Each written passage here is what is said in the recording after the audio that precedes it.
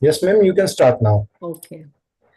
A very good evening and a very warm welcome to the first in a series of talks initiated by AARO.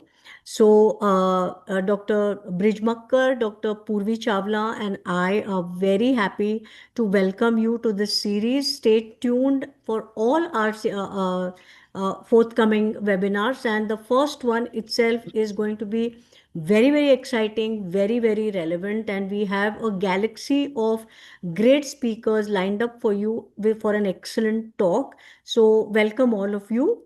So, we have with us Dr. Nitin Kapoor, who is an endocrinologist, and he is heading Unit 1 in Christian Medical College, Vellore.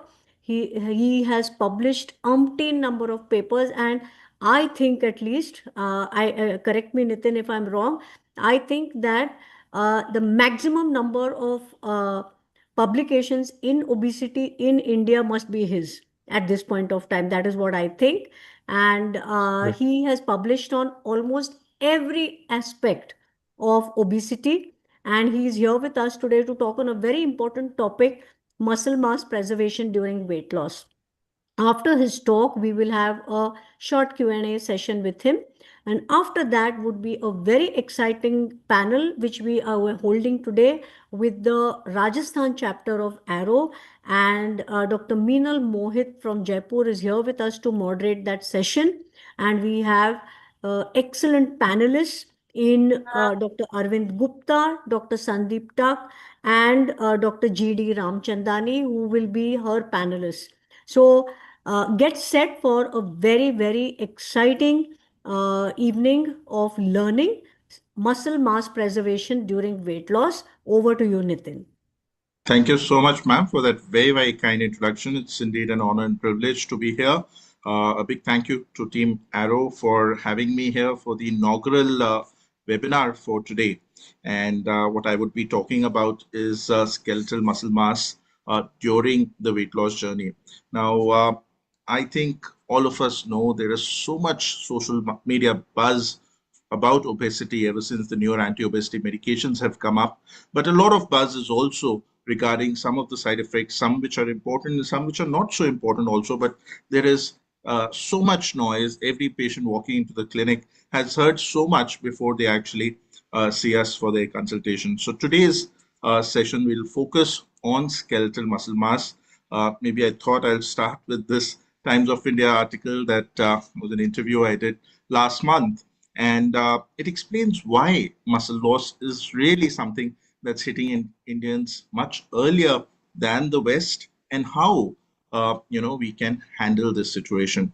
But when we talk of muscle mass in terms of weight loss journey, I would say that we could divide this into three broad aspects as to why this is important, why all of us as clinicians should know about it, understanding a little bit about body composition analysis, but also talking about how common is low muscle mass in our part of the world.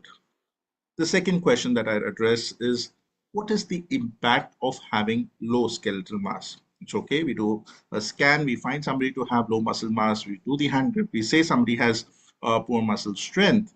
But what are the implications of this particular entity in the clinical setting? When we are seeing patients, what do we tell them? And last but not the least, once we have identified this to be a problem which is concerning, how would we manage it? What is the role of diet? What's the role of physical activity? And what's the role of, kind of newer medications which are likely to come up? So these would be the three questions that I would address. Let me get started with the first question. Why is this important? Talking about body composition analysis. Now, when we see body composition, we could have body composition understood in several ways. It could be done at the atomic level, at the molecular level, at the cellular level. But again, for clinical use, what we use is the tissue system level. And for many years, when we look at literature based on body composition at the tissue system level, scientists, for convenience, divided it into a two-compartment model. The body is divided into fat, and everything else which is not fat is fat-free mass. Because for many years, we were just interested in the fat bit of the story. But now, with the advances in body composition analysis, be it by DEXA or by bioimpedance, we understand that this fat-free mass is not a uniform mass. The first thing that we understand is that in the fat-free mass, there is bone, which is totally different than the soft tissue lean mass. The lean soft tissue mass is further divided into three: the organ systems, the water, and the skeletal muscle. Even skeletal muscle can be further divided as those which is in the appendix, the appendicular skeletal mass, and the muscles which are in the non-appendicular system. And for that matter, even the fat mass we know can be subcutaneous and visceral. Now, I know this sounds like a mouthful. It's really a big dissection of different aspects of body composition. But for all of us, if we were to remember just two important aspects here, I would say the most important things are the appendicular muscle mass and the visceral fat. Very recently, we published a couple of cases how this body composition analysis actually helps us change management for some of our patients in the clinic. You can go back to this paper if you'd be interested how this is really, really clinically useful. But again, focusing today on the muscle mass alone. And as you can see, appendicular muscle mass is an important aspect of body composition that we ask to check. But is that something that is enough? Probably not. So when you talk of sarcopenia, appendicular muscle mass, the ALM by height square that you see on the right side, is just one of the components of sarcopenia assessment. We need to also assess the muscle strength, which can be used or assessed with the help of a hand dynamometer. And we also need to assess the physical functioning of the patient, whether it's a walk test, whether a chair standing test. So we need to understand that sarcopenia is not only about muscle mass. It is also to do with muscle strength. It's also to do with muscle function. And most guidelines would tell us that at least 2 out of 3 should be present for you to say somebody has sarcopenia. Now, again, we can't do DEXAs and body compositions in all our patients. So is there something simple that can be done? Well, this was a South Asian working group on sarcopenia. And a couple of years ago, we looked at what we can do in our part of the world where the clinics may not have access to body composition analysis.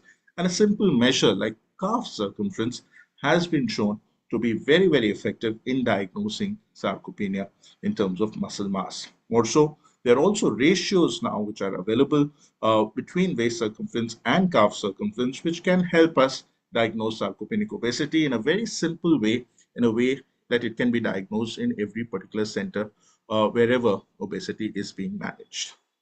So how common is this problem in the Indian setting? Well, when we look at the LASI cohort, that's the longitudinal aging study of India, over 72,000 individuals, and we see the prevalence of sarcopenia in India in this particular cohort, where the mean age is about 60 years, is 41%.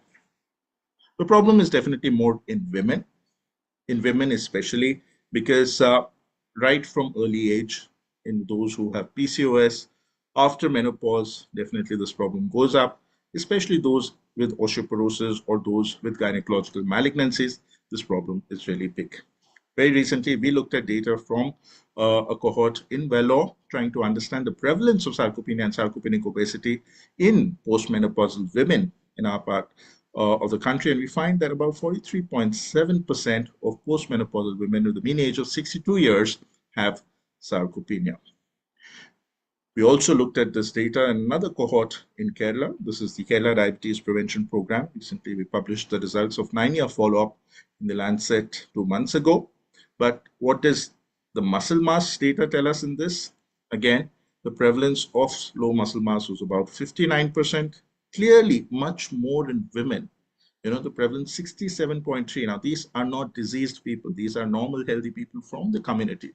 And still, such high prevalence of low muscle mass in the population, more so in women. So definitely the problem is big, the problem is increasing, and the problem is more in women. But why are we so worried? Diving further into this data from the Kerala Diabetes Prevention Program, we see that those people who have low muscle mass tend to have not only higher prevalence of diabetes, higher cholesterol levels, higher blood pressure levels, and now at 9-year follow-up, when we look at these patients who've had low muscle mass at baseline, they tend to do much worse as compared to their peers. And the whole problem of sarcopenia, if with this baseline data, is magnified 100-fold now that we have these newer anti-obesity medications, which cause significant weight loss, really very, very good medicines, very powerful medicines, But what is the impact of these medicines on muscle mass is something that is still being worked upon. But definitely, this is something that needs to be considered. So this takes me to the second aspect of my talk as to what is the impact of having low muscle mass for all of us as clinicians when we see patients. What do we tell our patients?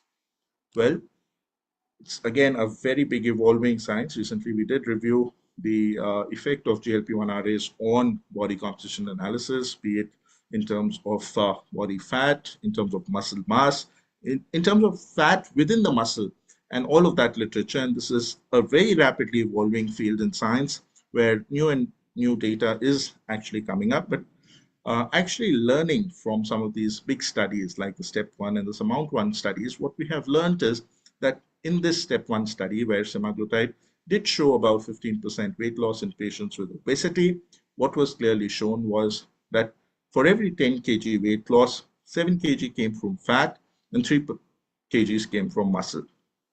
Very similar when you look at surmount data, where again there was about 20% weight loss. What was clearly shown was that 15%, 15 kg was from the fat mass and about 5 kgs was from lean mass. So a simple message that I want all of our listeners to remember today, that when we talk of muscle loss in terms of usage of anti-obesity medications, what we can safely tell our patients is that if you lose about 10 kgs of weight loss with these medications, 70% of that will come from fat and about 30% of that will come from muscle mass. And that's unanimously through all the trials that we have seen.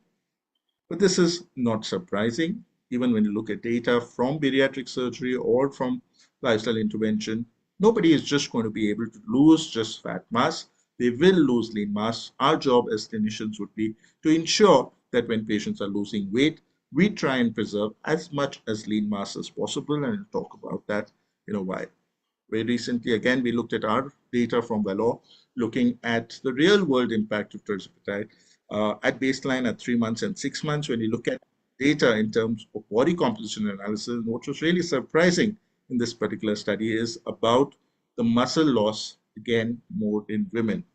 So what I said is global literature tells us for every 10 kgs of weight loss with these medicines, 7 kgs is from fat and 3 kgs is from muscle. What we find is in men, it follows that dictum, 28.4% is from muscle, the rest 72 from fat. But in women, 42% of the weight loss was from muscle. So this is something which is worrying. This is something that needs recognition. So why are we so worried about having any kind of a muscle loss, sarcopenia? Definitely, we know if you don't have good muscle, you're going to be more frail, you will have more falls and disabilities. Not only this, more higher chance of developing metabolic syndrome, more knee arthritis, more osteoporosis, and obesity and more has also become a very, very important topic nowadays because of this skeletal effect on the muscle that we see. Not only this, it causes depression as well. Low muscle mass is associated with higher depression, higher CV problems. But if there is one slide that I really want you to remember and take home, is that people with sarcopenia, as you see in the dotted graph, has very high mortality as compared to even people with obesity as compared to those with even sarcopenic obesity. So we keep worrying about obesity, but what this longitudinal study in the UK has shown that if you have low muscle mass, your mortality is much higher than even people who have obesity. So definitely we cannot brush this phenotype under the carpet and say that this is something that is not so important. Definitely this needs to be addressed. And how do we address it in clinical practice? How do we mitigate the loss of skeletal mass in patients who are losing weight is the next question that we need to answer. And the important message again here is that when we prescribe these newer anti-obesity medications, it is just not writing the prescription of the drug that we are talking about. It is much more. It is giving the correct lifestyle advice. Lifestyle advice not only to lose weight, but also to preserve muscle mass. Very recently, Jamie Almados from the US has published very clear guidelines as to what all we have to tell our patients who are losing these medicines. It is about increase in the fluid intake, improving their protein intake up to 1.5 grams per kg of ideal body weight, making sure they have good dietary fiber, their energy requirements are low, and like in patients with bariatric surgery, especially if their dietary intake of calories is less than 1200 kilocalories per day, also prescribing them with a multivitamin tablet. So how do we manage sarcopenic obesity? Well, three pillars of treatment. First is exercise. And what is important here is, as per literature, it's just not the aerobic exercise, but it's also the resistance exercises, which are very, very important. So a combination of both is something that helps to manage sarcopenic obesity. Definitely, a lot of different types of resistance exercises can be taught to the patient through an expert physiotherapist, but this is something which is really important. Again, doing for little time is not important. Long term usage of these exercises has been shown to be much, much more effective. And also, resistance exercises are not something that are done from day one, but you gradually step them up, especially in the elderly. You start with flexibility enhancement, balance training, aerobic, and then only reach to the resistance exercise. The next important thing is diet. Again, a lot of points have been researched more recently as to what kind of diet will essentially, help people preserve muscle mass. Very recently, this paper from Dr. Shashank Joshi and luminaries from India have very clearly talked about what are the nutritional considerations that we should think of when we talk about prescribing these medicines. But of all the important messages, I think the three important points that I would like to highlight in the diet in terms of preserving muscle mass is one, which is definitely to make sure your calcium and vitamin D intake is appropriate. In a country like India, where we have so much of sunlight, still about 60 to 70% of our population is deficient in vitamin D. And therefore, having good amount of vitamin D is important for not only bone health, but good muscle mass as well. The second message is to make sure they have adequate amount of protein. This is data from the Vellore Obesity Clinic that we have where patients with a BMI of more than 35 walk in for their treatment. And what we found is that despite they eating so many calories, they still don't make up the amount of protein that they have to. So definitely giving good amount of protein is something which is recommended in people to ensure muscle mass 1 to 1.2 and some guidelines even 1.5 grams per kg of ideal body weight is what is recommended. And the third, another very rapidly evolving field in terms of preserving muscle mass is talking about gut microbiota, and now usage of probiotics in preserving muscle mass is a very, very exciting area of research. And I'm sure very soon we will have guidelines wherein there would be prescriptions of probiotics to be added to patients who are taking GLP-1 RAs, again, something that can preserve muscle mass. So these were the two pillars, the exercise and the hypocaloric diet with more protein. But the third pillar in terms of medications, again, a lot is being tried right now, but of all the list of medicines, if there's one which seems to be most promising are the myostatin inhibitors. There are trials like the Embrace trial where they've combined tirzepatide with a myostatin inhibitor to see whether it can help in reduction in the muscle loss that is caused by these medicines. We at Vedor are currently doing some of these trials, but it will take time for them to get approved and get into the guidelines. But till then, what all of us can definitely do is making sure that most of our patients understand the importance of muscle mass. We can prevent loss of muscle by a decent prescription of good protein diet, adequate vitamin D, and a combination of resistance and aerobic exercise. So friends, with this, I would stop. What I really wanted to cover in these 10 to 15 minutes was that when we talk of skeletal muscle loss during somebody who's losing weight, this is something that cannot be ignored because in our population, we do have a higher prevalence of sarcopenia to begin with. Our sarcopenia prevalence is close to 40 to 50%, much more in women. And we saw that with the newer anti-obesity medications, for every 10 kg weight loss, 70% of that comes from fat, but 30% also comes from muscle. And that's what we need to preserve therapeutically at this point of the three pillars of treatment that I mentioned in terms of diet, exercise, and drugs. Drugs are still in the pipeline, but diet and exercise is something that we have to recommend all our patients when we prescribe these drugs. So friends, with this, I will stop here, but would be happy to take any questions. Thank you so much, Nitin. That was a wonderful talk that you have given with an overall very nice view of what we need to be looking at when we talk about muscle preservation. And what better way to start this webinar series than with our joint secretary of AARO, who is Nitin Kapoor. So that's really fantastic. And with this, I would like to welcome Dr. Brij Makkar, the force behind all of us and these webinars which are going to be conducting. Before we go to the Q&A, I would just like him to say a few words, please. Thank you, Neeta. Good evening, everyone. I Good hope I am evening. audible. Good. My sincere Good. apologies. I couldn't join at the beginning of the session because Delhi, because of rains, there is terrible traffic. So I was stuck, and the minute I could, I joined. So first of all, I must congratulate everybody on the platform, and especially Urvi, Neeta, and Minal for taking this initiative to start the webinars. And these are going to be the ongoing activities of Arrow. And we plan to do this on every second Tuesday of every month. Second Tuesday of every month, we will be having this webinar so that, everybody can block the calendar accordingly and the continuity is maintained. This is just a beginning. I must thank Nitin for being the opening batsman and for a wonderful presentation, as always.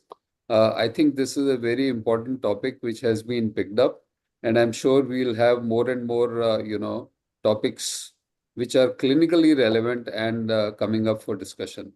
And everybody who's joining these webinars is going to, benefit from the discussions. So thank you once again, and we can go on to the panel discussion. Yeah. So, Nitin, until any more questions come up from the audience, I would like to ask a question for me and for the sake of the audience. And that is that when we are calculating, it's more a nutrition related question, but protein intake is so much emphasized when GLP-1 therapies are on or any other weight loss therapies also. So, can you throw some light at least on basics of how to calculate that? Is it for ideal body weight that you calculate the protein or for the current weight? Number one, what kind of protein? Is there a difference, especially in vegetarians who have to resort to protein powders? And people are now promoting some creatine powders. So, can you just give the gist of it? Thank you, ma'am, for that question. I think very important questions. Patients do come and ask these upfront because there's so much social media noise which at this point is happening. So the first important point that I'd like to highlight that when we talk about protein supplementation about 1 to 1.5 grams per kilogram, this is to be for the ideal body weight. Now, most of these patients have a BMI of 35 plus and they may have 100 plus kgs of weight. We are not going to prescribe them 100 grams of protein. We are going to prescribe them based on their height, what is the ideal body weight and the protein corresponding to that. So that's the first point. There are studies which have compared plant-based versus animal-based protein in terms of muscle synthesis. Very surprisingly, plant-based proteins have shown repeatedly, and there's a recent meta-analysis as well, to support that plant-based proteins are actually better off than the animal-based protein. Now, there are different types of proteins, as you mentioned, creatinine, soy-based, and a lot of proteins are there in the market. I think my message for the audience who are going to choose these protein powders is that when you choose these protein powders, just don't go by the label of the quantum of protein content. Now, they're very well advertised. They talk about 25 grams, 30 grams protein. But what is also important is to look at the calorie content of some of these products. And we are really surprised that some of these products have, with 20 grams protein, they're getting 500 to 600 calories. And then automatically that patient who you're trying to, get the weight loss, that basic purpose itself is defeated. What is recommended is about 150 calories with 20 grams protein is something what would be more appropriate rather than going for these very, very calorie dense high protein powders. So, Nitin, I have one more question for you. When we say 1 gram protein per kg per day, as per the ideal body weight, so in India, we do not try to differentiate whether it is the mixed vegetable protein, which has an NPU of only 0.65 or PDCA score of, about 7%, 70%. So their utilization is poor.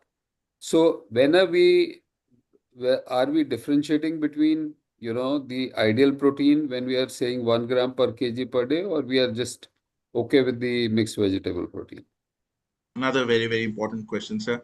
So, ideally speaking, you should differentiate. But given a busy clinical practice, at this point in time, most people would just calculate the total protein consumption, irrespective of the type of source. But in ideal settings, it should be differentiated. But given the large patient load that we see, this is often not possible in a busy clinic.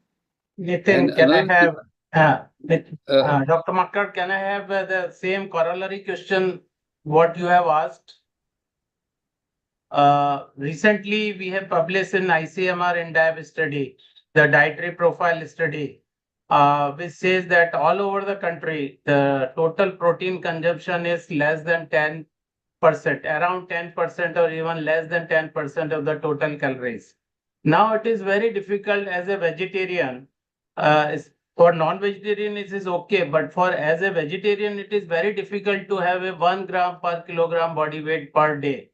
So even we choose pulses, rajma, soya bean, whatever we say natural, and now how to differentiate the natural and the processed protein, which is better? It is the natural protein which gives the first class protein which we eat, or it is the processed protein which is what you say that the powders are available.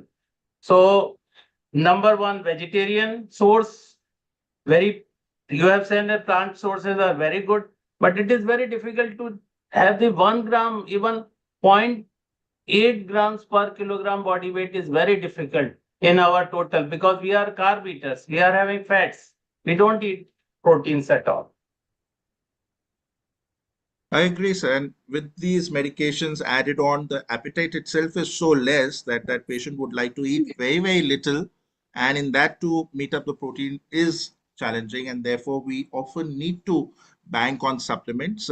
It is possible to give 1 gram protein with diets, but it requires a lot more intense nutritionist counseling and very difficult for it to be followed in practical life. Completely agree, sir. So, Dr. Nitin, can I just ask one question? This is more of the academic interest. We are creating a lot of noise level for this around muscle loss, muscle mass loss, and this noise level is pretty high after the GLP-1 RAs or the tirzepatide. But actually, we don't have the GLP-1 receptors on the muscle itself. So, exactly what is the pathophysiology behind this muscle mass loss? And what my understanding goes is that whenever we were trying to lose weight, even in the previous eras, like obesity is an age-old condition. So even if you try to lose weight by a hypocaloric diet, muscle mass is inevitable. So is it exaggerated by GLP-1 RAs that we are talking so much about it now? Or what is the pathophysiology? How are we losing this muscle? Right. And there are several hypotheses for that. Thank you, Dr. Meenal, for that question. So one of the most recognized hypotheses is that there is also fat deposition within the muscle.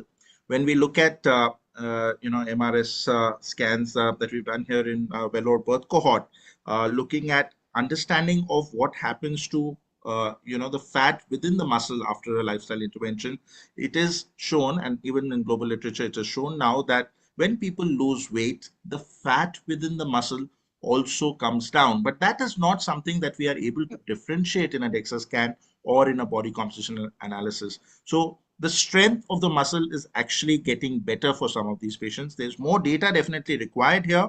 But if you're asking me why the muscle loss happens, maybe one of the reasons is the fat within the muscle is actually that is melting away and showing us that the total quantum of muscle is coming down. So this is still quite exciting area. A lot of research is still needed, but a lot of That controversies. is an intramural fat. And intramural fat is anyways not the wanted fat. We actually should not have intramural fat. So if we are losing the intramural fat, it is good. I mean, that is not what So, exactly I think the GLP-1 has any role to play. so Probably. Meenal, if you look at the recent studies, actually, there is, I think there was a review article also somewhere. So if you look at the total weight loss, look at whatever studies have been done in the past, whether it is bariatric surgery or it is, purely nutritional management or related to medication. Whatever weight is lost, anything between 12 to 40% is the lean mass loss, Exactly.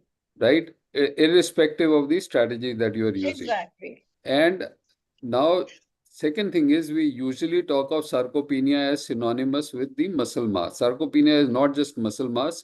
You have to see muscle mass, function, and the quality of muscle. Everything is part of it, and at least two, the components should be there.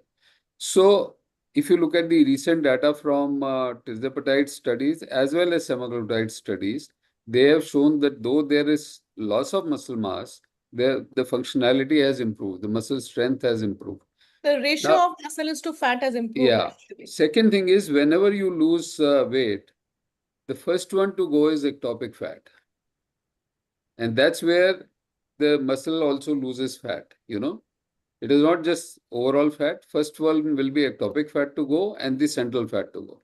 Central fat always goes disproportionately more than the peripheral fat. So there are multiple things, and we are still in very big learning phase for obesity. Obesity, nobody bothered to study also because we didn't have anything much to do. Right. So now more and more data is coming up, so we'll understand more things.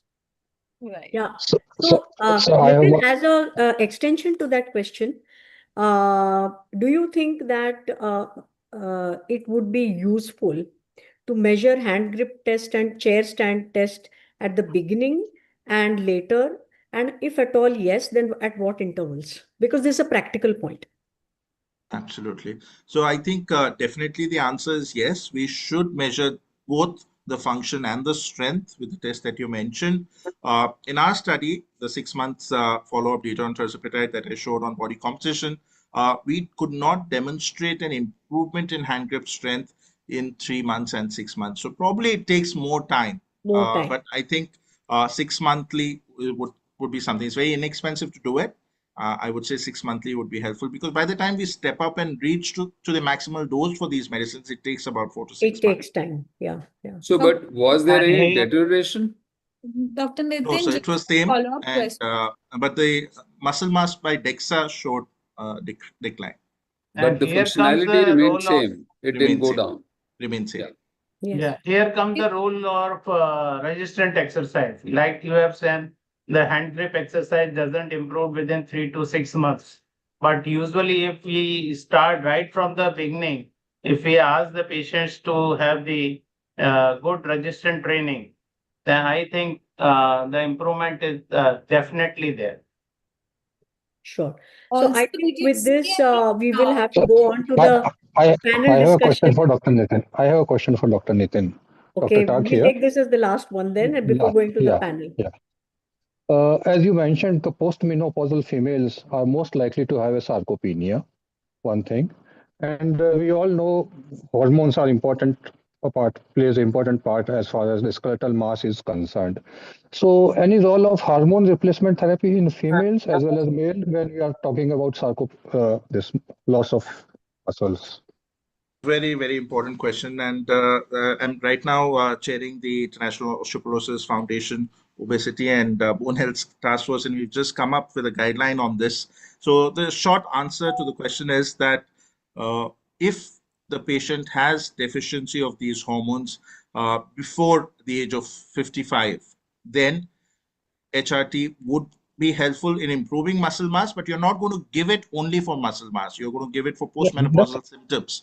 Similarly, in men as well, when there's low testosterone and symptoms of low testosterone, then you're going to replace the testosterone, and that will improve the muscle mass in these individuals. But it will only be if they are deficient of these in the age group. Should But we be after measuring 55, given the risk of breast cancer and endometrial cancer, we would not be prescribing it.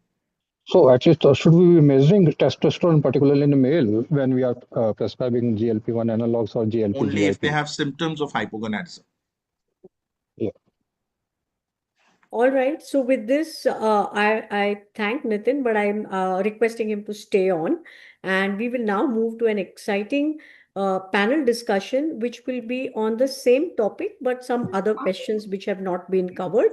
And for this, we have a moderator, Dr. Meenal Mohit from Jaipur, a senior diabetologist and endocrinologist, to actually hold this entire panel together. So I request Meenal to please take over and moderate this session by first introducing the panelists. Thank you, Dr. Neeta ma'am. Thank you so much. First of all, I must thank the Central AIAARO, or the All India AIAARO body, to invite Rajasthan chapter to begin your series of webinars. And for this panel discussion, I have Dr. Arvind Gupta sir, who's a very senior physician, diabetologist, and our guide at every step. Then we have from Kota, Dr. G.D. Ramchandani, another very famous and very well-renowned diabetologist. Then we have Dr. Sandeep Tak from Jodhpur. So we have the Rajasthan chapter here, and here with me, I also have Anchin with me on this board. So I invite my panelists, Dr. Sandeep Tak, Dr. G.D. Ramchandani, and Dr. Arvind Gupta sir. And if you allow me to begin my very first question, I would like to begin with Dr. Sandeep Tak sir. So, Dr. Sandeep sir, is it okay if I begin with you? Yeah, sure. So, sir, we have been listening to sarcopenia, muscle mass loss, and obesity in the GLP-1 RAs from last 30-35 minutes, and we've been practicing rather from past many months now. So, do you think preservation of the lean mass, that is the primary goal, or is it the total body weight that matters, or we should be actually trying to focus and lose only the fat and preserving the lean mass? Is it really that important that we are having that big debate?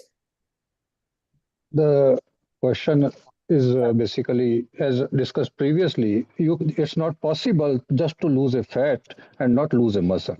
Whatever method of losing weight, be it GLP, GIP, analogs, or the low hypocaloric diet, or whatever it is inevitable that there would be loss of the muscle mass. Ultimately, our aim is to preserve the lean mass as much as possible so that person doesn't lose the functional capacity. That's the most important thing. Another important thing is muscles plays a very important role as far as the maintenance of the BMR is concerned, because muscle constitute very large proportion of the body tissue, and it is important to maintain a muscle mass, to maintain a BMR, because otherwise what happens, person lose the weight, person lose the muscles, and BMR goes down. Once the BMR goes down, it is a patient tends to regain the weight, or patient stop losing weight. So BMR, it maintains the BMR. That's a very important thing. So we have to maintain the muscle mass. It plays an important role again in the glucose homeostasis also. We all know that. And improves the insulin sensitivity. Better the muscle mass is there, better would be the insulin sensitivity. Even particularly postprandial, now everybody talks about take a 10 minutes walk post meal, because skeletal muscle are the important organs or tissues which uptakes the almost 70 to 80% of the glucose post meal. So that is important. And another important factor is good muscles maintain the good bones, because ultimately if you are losing muscles, you are going to lose bone mass also, and that is also important factor. Once you lose the muscles, patient tends to lose basically balanced, more chances of fall, and if simultaneously patient is losing bone mass also, chances of fracture. So particularly elderly patients, frail patients, or patients with sarcopenic obesity, typically what we see in the Indian patient, visceral obesity is there, but limbs are very thin. So in these patients, we have to be very careful. So very well said, sir, that muscle mass needs to be preserved. And when we are targeting a weight loss, we are though targeting a total body weight loss, but we actually want a very focused fat loss. So, Dr. Ramchandani, sir, do you think, like in your practice, so should we send every patient first for a body fat analysis or a body composition analysis and then start the plan management? Or do you just start on the basis of a BMI and then maybe later on we can look into the BCA or the body composition once in a while? So what is exactly the protocol? Like, how do we practice? Thank you, Dr. Meenal, for inviting me in this panel discussion, of course. And first of all, I would like to congratulate Dr. B.M. Makkar, sir, and Dr. Meenal and entire panel. You are working for the last 1 year to start it's a privilege to start the beginning of this every second Tuesday. And I still remember the 2015 the ARO conference in Jaipur, when Milkha Singh came at the age of almost 80, 85 age, and he was so muscular at that time, and he was so fit. That time we don't understand about the the importance of this BMI, body fat, and GLP and muscle mass, and we are not understanding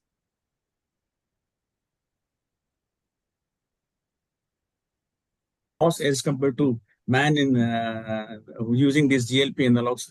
And as Dr. Arvind Gupta sir said that today is woman power. So that is the reason I think the women power, because they are the 42% women are losing obese as compared to men. So the obesity is definitely very rapidly progressing day-to-day problem in nowadays. And I think you given me the questions about the exercise prescription and all these things. So this was not body mass composition and was not given to me. I think probably Dr. Sandeep and Arun Gupta sir Can I go already. Can I come here? Yeah, Can I come here? can I do what we do? Yeah, Arvind sir, you are the trendsetter because we will learn Uh, from you ultimately. no, Seniors no. will teach us. So please, sir, tell So, us, we first go for a BC? yeah. So what we do, let me talk to you about what we do in our hospital. Whosoever patient is there, obese patient or even type 2 diabetes patients, we always go with the body fat analysis by bioimpedance, that is in body analysis. We definitely do for each and every patient. Though we are also doing one project on sarcopenia and other things with the DNB students, but this is our protocol, number one. Then, if possible, if more precisely, then we go with the DEXA scan. We have all the facilities. And for some patients, we do free of cost DEXA scan. So if the patient is affordable, we do DEXA scan. Otherwise, we do free of cost. So first, in body analysis for mass, and if possible, DEXA scan. It gives you exactly two things, two important things. One thing, for the prognosis, when we are giving any pharmacotherapy like GLP-1 or GIP, GLP-1 agonist, then after 3 months and every 6 months, we can definitely do repeat in-body analysis or DEXA, and then we can definitely demonstrate the fat mass loss or the even lean body mass loss. So this is one important thing. Another thing that also gives the patient's confidence regarding the fat mass loss, and they have become very happy. So this is the protocol what we do in our hospital. That is must. In body analysis is must, but DEXA is also complementary sometimes. So that must be very motivating, sir, because when the patient can actually see or visualize the progress, that motivates the person a lot. So I think that really plays a big role. So, sir, in continuation, would you like to tell me something like how do you group your patients? Like you must be getting a very scattered variety of patients. Some will be young obese, some will be old obese, then there will be menopausal obese or hypogonadism with obesity. So variety of patients and variety of age group must be coming. So how do you actually decide which patient you will start GLP-1 RA, which will go for the tirzepatide, or maybe what exercise will you prescribe, which resistance exercise or the flexibility or the cardio, which exercise? So how do you choose your patients? Yeah, this is very, very important. And individual assessment, that is the first important thing, is the individual assessment, whether the patient is young, patient is middle-aged, or patient is elderly. So definitely age makes a lot of difference in assessment. And once we assess that patient is younger, then definitely comorbidities they are very less. So in that case, we definitely give the GLP-1, GIP, or combination of the agonist. Pharmacotherapy is definitely needed for young patient as well as for the middle-aged patients. One important thing. Another thing is that now how we go with the elderly patient. For younger patient, exercise is, and I mean, there is no problem as far as any exercise is concerned, whether it is a resistant exercise, whether it is an aerobic exercise, or any type of exercise. But for elderly population, definitely they need this is known as progressive resistant training. It is known as PRT. What we do, we assess individually the elderly patients. Then regarding them, like Dr. Nitin has already said, the hand grip strength and everything. So muscle strength is also there. The total muscle mass is there, lean body mass.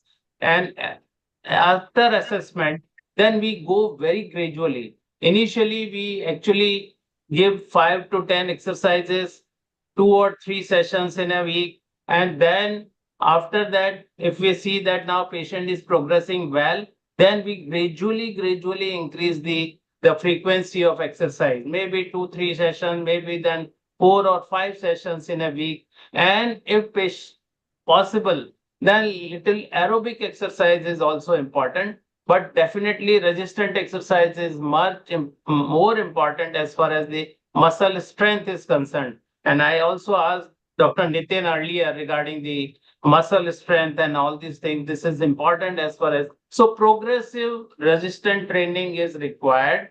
Now, as far as the osteoarthritis is concerned in most of the elderly patients, in that case, it is the quadriceps exercise. A patient is not able to do the aerobic exercise or another resistant. We are recently heard the Dr.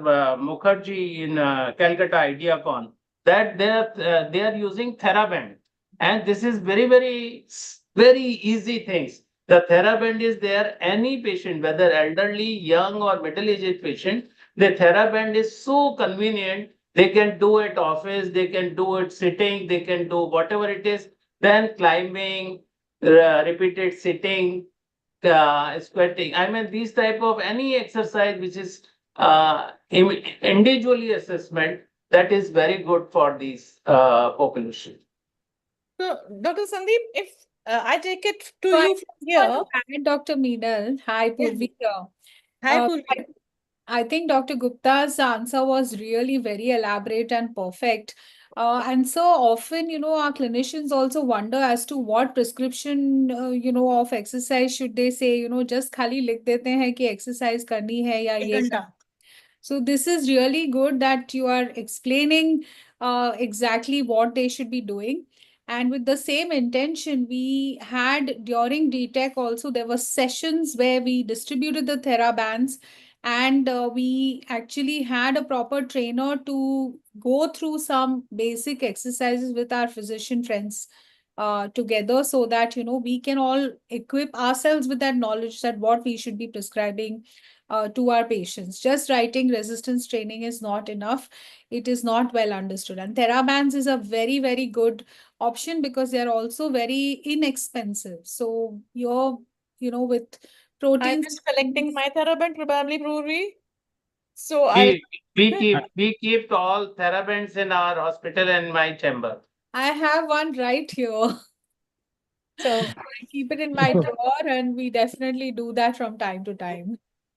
So as I was asking Dr. I, Sandeep, I also interfere about this exercise prescription. That is one of the most neglected part in our just writing, just walk karna ya exercise karna. It is not the complete. Not enough, because correct. it is a There is modified for one with me also. This is very convenient. This is very easy, and we keep every time. Whenever we get the time, I do also myself. so we have real role models here. Everybody like, sir, I'm impressed at least. So we have the real, what do you call the leaders? They lead by action. They lead by actual real life heroes. So as I was asking Dr. Sandeep Tak sir that do we have the same benefits in every group of patients? Because sometimes some patients just don't translate into any benefit and then they're disappointed. So how do you explain your patient that the benefit might vary? You might get some good benefit out of this exercise. You may not get some benefit. How do you keep them motivated that, okay, even if you have not benefited, maybe just continue. Next 3 months, the things will improve. How do you keep them motivated, and which group you are prepared that this group will not show much good results? Actually, everybody benefits with the exercise. There is no doubt about it. Uh, but we have to motivate them and we have to tell them to be persistent. Persistence is the one thing that ultimately makes the improvement in the long term. Just have to tell them you have to do start with the 2 days a week, gradually improve with the 3 days a week or 4 days a week. Even 2 to 3 days of rest in between, alternate day, that's fine. We have to motivate them, but because many of these patients who has a significant severe obesity have underlying psychological issues also, may have a mild anxiety issues, depression issues also, that needs to be also addressed in these patients. And we have to be careful with the patient who has a chronic conditions like COPD, patients with the heart failure. These patients ultimately may not be able to do that whatever we are prescribing to them, say 30 minutes daily. But tell them, even if you are able to do 5 minutes, 10 minutes in a day, that's sufficient. Just keep on doing it, start it, and try to maintain it. That's the most important thing. Persistence is the most important thing. I think also adequate protein supplementation is important because with that increased wear and tear, patients often, don't match it. I mean, the nutritional requirements are not matched. So, like Sir said, persistence is important and persuasion for protein is Yeah. also equally important. Yeah. That is Yeah. very important. Somebody talked previously about creatine. Yeah. Uh, Creatine doesn't basically build muscles. Creatine just gives a short-term energy or short-term ATPs to the muscle so that person can exercise a little bit more vigorously. And that basically leads to the development of some better development of the muscles. And recommended is around 3 to 5 grams per day, not more than that. One issue we all need to be very careful whenever the patients are taking creatine supplements. Many patients come to us with the creatine supplements. If patient has taken a creatine supplement just before giving his blood sample for the renal functions, you may have a false high creatinine level. If patient is taking creatine supplement, ask them to stop it for 48 hours and then only give samples for the renal functions. Otherwise, you may get a false high creatinine. That is not alarming. Once within 24 hours, it clears out of body. So that doesn't show the real renal function. There is one important thing regarding the protein supplement. The gym people definitely give to our youngsters the powders, and they definitely contains anabolic steroids. So the muscle power is improved. The muscle strength, I don't know, but muscle power is definitely improved. But definitely they are not good for the long term. So I don't know, Dr. Nitin or Nita or Doctor here is there. How about the gym powder? This is very, very bad what we see in our young patients. So if I tell you, sir, the anabolic steroids are basically, it's a misnomer. They're not steroids, they're androgens. So whenever you're giving them androgens, especially the young males, that is going to harm them in the long run in multiple ways. So that will cause their endogenous testosterone suppression, giving them a false sense of increased muscle power, a pseudo sense of some kick also, of course, at times, because it's a high testosterone jump suddenly that happens. So the long run, they can even come to you with gynecomastia at times. And even infertility can be one of the side effects in long term if you're having a long dosage of anabolic steroids, what is actually an androgen. So actually, yes, you're very correct that we have to be very clear when we talk to our patients that not to take these supplements or these steroid-based supplements specifically. They will actually give them a very short life of muscle, pseudo muscle hypertrophy sort of picture. Yes. And will give them that celebrity look. But in the long run, these muscles will be necrosed or even wasted and atrophied. So we need to discourage these type of. Absolutely. So, Dr. Ramchandani sir, as we are discussing so much, just give us some input about something good also in life, like sleep. So what is the role of sleep in our weight loss or weight gain or muscle protection? And what is the role of some comorbid, like co-administered drugs? Like some of the patients are on long-term steroids, maybe for some respiratory problems or maybe for some adrenal problems. So what is the role of these co-administered drugs? And what is the role of some things like sleep? What is the role of sleep in all this game? Definitely, these factors are mostly not discussed whenever we are discussing about the weight loss. These factors can increase the risk of muscle loss during sleep reduction, weight reduction by promoting anabolic resistance, increasing muscle protein breakdown, and impairing recovery. So poor sleep is very definitely increase the fatigue and alters the appetite regulating hormones, and that may impair muscle protein synthesis and recovery. At least adequate sleep of 7 to 8 hours. Adequate good sleep must be advised to the patient because it may increase the fatigue. Similarly, stress is also very important. The stress and cortisol can promote catabolism that impairs the sleep and reduce the adherence to exercise and nutrition program also. And some other factors like glucocorticoids are also chronic dose can cause significant muscle protein breakdown and muscle weakness, particularly affecting the proximal muscles. So minimize exposure when clinically possible and consider an alternative where appropriate. So the key message, muscle loss during weight reduction is not determined by calorie deficit alone. Sleep, insulin resistance, medication, stress, they also modify the weight loss, and there should be balance between the muscle protein synthesis and breakdown. Yes, So second, no, please. I also say that it is not the muscle.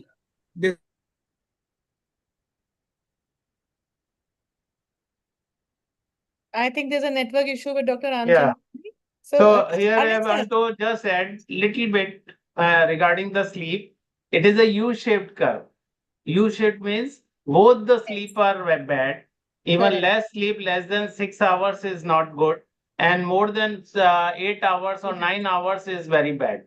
So both the sleeps are very bad. And especially for our young who are actually sleeping late in the night, waking very late in the morning, and actually they get the disruption of the circadian rhythm, and the sleep disorder is very actually depressing for all these people because their peripheral clock and their central clock is totally disrupted. So I think the sleep makes a lot of difference as well as muscle protein synthesis is concerned. It actually reduces the muscle protein synthesis, and as a result, all the muscle loss is definitely there. And when the patient is on pharmacotherapy or weight loss things, and if they get the less sleep, and it actually causes more muscle loss as compared to the people who have a very good sleep. So I think, Dr. Neeta, I should hand it over back to you because we've had a very wonderful discussion around diet, protein intake, sleep, exercise, everything. Yes. I just have one last question, if that's okay, Dr. Meenal. Sure, Of Purvi, course. all yours. So I don't remember if we discussed leucine. The role of leucine, was that discussed? And I'd like to request either Dr. Tak or Dr. Gupta sir to wrap it. Leucine individually we did not discuss, but leucine being another essential amino acid and a part of the protein. Yes, it can be taken up. I think, sir, probably you will be the right person to highlight something about the leucine individually. I think the rest of them can. All these private banks give you collateral-free investment. So we have some noise in the The stock is the background. collateral. I'm not sure where it is coming from, but Dr. Arvind sir, did you get the question? Purvi wants to know something about the leucine. I think Sandeep was very categorically told about the creatinine. Can you elaborate about leucine, Sandeep? So I don't have much idea about the leucine. It has been prescribed to promote the muscle growth, I think, but practically speaking, I don't have Yeah. much idea about it. it has been prescribed for the muscle growth also. Yeah. So Yes. Anybody there who is is some having data it. on Dr. leucine and The HMB. Makkar is speaking. Yeah. Yes, Yeah, sir. there is some data on leucine and HMB because they are both involved in the muscle synthesis. So they are used as supplements, especially, people who are working on muscles and strength training. But if you look at the data on change on muscle mass using either leucine or HMB, it is very limited. Some of these studies have shown benefit, some of these studies did not show any benefit, but no harm has been seen. So it's just a part of the essential amino acid, as we all understand. So the Yeah. rich source of protein. So, see, Meenal, the one thing we know is that it is one of the essential amino acids which is required for muscle synthesis. Skeletal muscle But synthesis. the issue is, does supplementation with the same amino acid translate into improvement in muscle mass? No, sir, more That is, important question is, do we have leucine individually available? Because if we are giving it as the natural source as a plant so it protein is or a not, animal protein, I think it is available as part of multiple, nutritional yeah. supplements where it is coming in combination with HMB or without combination with HMB. And now you will see, in next 6 months, I think 3 companies I know who are going to launch a leucine and HMB combination for So sarcopenia. we do Yes. get Even leucine. Abbott is coming with one. Yes. L-leucine is available as a, as a supplement. It is available. True, but as Leucine, a natural arginine I know source, is do we have available. some food? Leucine I'm not sure. Which food item do we have which is rich exclusively in leucine? Leucine is, I think, is high in especially dairy So products. non-vegetarians, Yeah, Eggs, actually, egg, what we have is fish. leucine plus pyridoxine chicken, is given together, and it is available in sachets, and it is supposed to partition the fat. It has some role in partitioning of fat, is what is said. So it's always a combination of that and pyridoxine. So and it is pyridoxine is also ma'am, a B6. It's a B6, it's a B6, yes. multivitamin. Yeah. So practically, yes, we are supplementing the diet in multivitamins and the proteins because of the excessive hypocaloric food or the diet which the patients are actually having because of the GLP-1 RAs or the GLP GIPs. So the significant hypocaloric diet needs to be supplemented with proteins and maybe even multivitamins. That is And good dietary sources of leucine are not just dairy, but soy, tempeh, even fish, chicken, Uh, and so these are very and good. animal proteins and Readily, the plant proteins. Yes. and plant protein as both, well. both, So both, yeah, both are. it's Yes. well available. So that's very nice. Good. So if we have anything more to discuss, or Purvi, you can, or Anjan, you can thank from the Rajasthan team maybe, and Purvi, then you can take over. Ma'am, we have two questions in the chat box. Please do the Dr. Neeraj. Anjan. Dr. Neeraj has written, I think first was for the, I think we have discussed the first one, not addressing it completely, but the next question is anyone can answer. With GLP-1 based therapies producing substantial weight loss, should treatment success be judged primarily by reduction in BMI, or is it the reduction in waist circumference? This is from Dr. Neeraj Loda. So, Dr. Neeraj, I think any one of my seniors will correct me or can take it, because first I need to know, do we have the data that, okay, this group only lost BMI and did not change the waist circumference, or this group B just changed the waist circumference and the BMI did not change? Is it possible to have that way? Yeah, we have basically tirzepatide almost 20 centimeter waist circumference loss, and semaglutide almost 15 Correct, but that centimeter same waist group also circumference lost loss weight also. So, over a period of I 52 think weeks. what he is asking regarding the disproportionate loss of waist circumference as compared to overall BMI. This is, I think, it is his question. As can I Makkar sir pitch in? previously said, ectopic fat is lost first. So visceral fat, I think, is lost first. Can I pitch in? Yes, sir, Yes, please. sir. So, so if you look at the data from whatever weight loss studies you have, whether even you have studies with SGLT2 inhibitors showing you some degree of weight loss, and every time you lose weight, there is as I've mentioned, largely 2/3 is fat mass, 1/3 is lean mass. Of the fat mass, 2/3 is visceral fat, 1/3 is the peripheral fat, largely. Now, if you look at the waist circumference loss and there is no BMI loss, it is not possible. BMI will come down if weight is coming down. You cannot stop BMI from falling. BMI will fall in proportion to the weight loss. Second thing is, for every kg loss, there is about 0.8 centimeter weight, circumference loss. Yes, So sir. for every 2.5 kg, you will lose about an inch.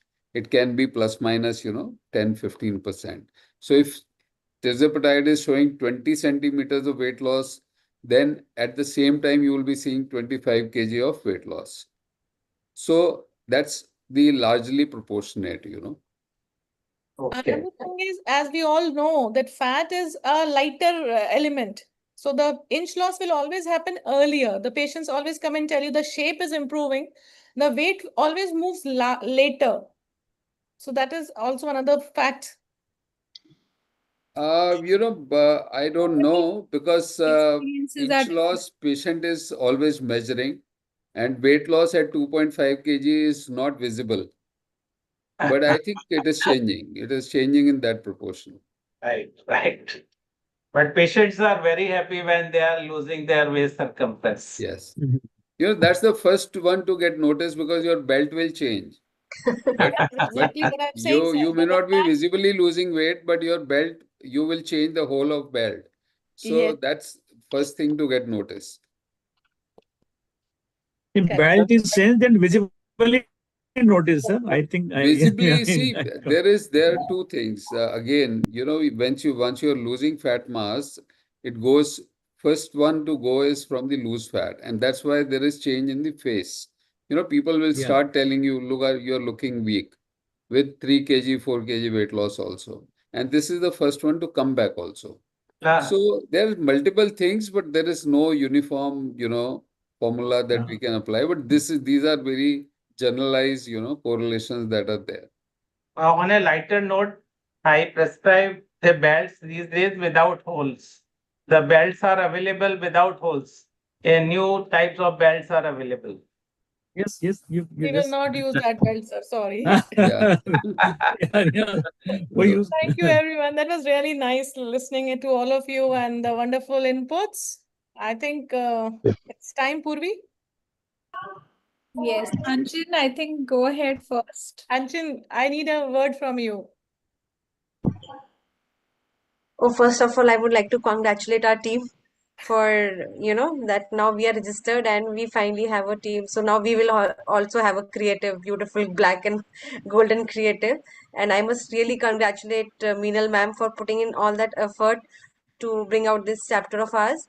And this was the first session, and thank you so much, everyone, for being a part of it. And it was a lovely discussion, so many insights, and I'm sure everybody who's listening, all the delegates, would have definitely learned something from today.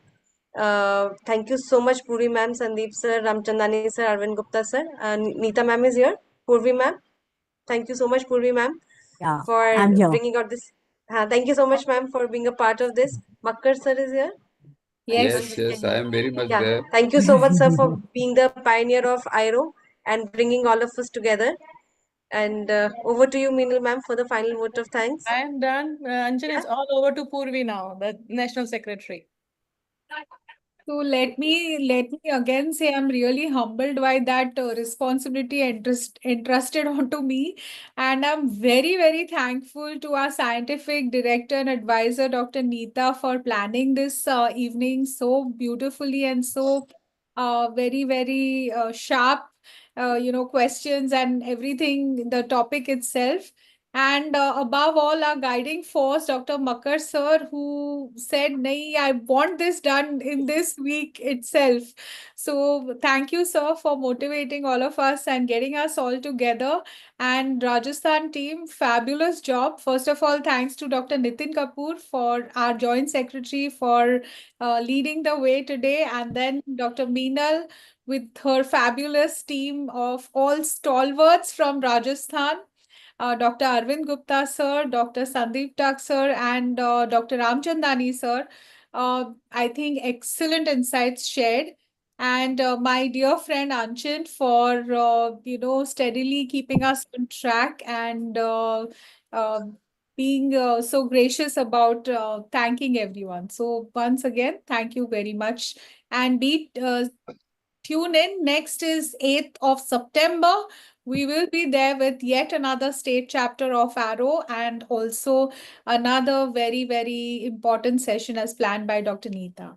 Thank you again. Thank you all. Before Thank 8th you. of Good Thank night. you. Good night. Yeah. 8th of Good September, night. Makkar sir, we Thank all you. are coming to you on this Independence Day weekend. Yes. Okay. And then on 16th Thank to Yes, Jaipur sir. again. Bye, Bye-bye. sir. Good Thank night. you. Bye-bye. Thank you, sir. Good Good night. night. Thank you, Good sir. night, Neeta ma'am. Thank you, Neeta ma'am, for all the efforts you've put in. Okay, Minal. Bye. Thank you. Bye. Thank Bye, you. Thank Bhuvi. you, Sandeep sir. Thank you, Ramchandani sir.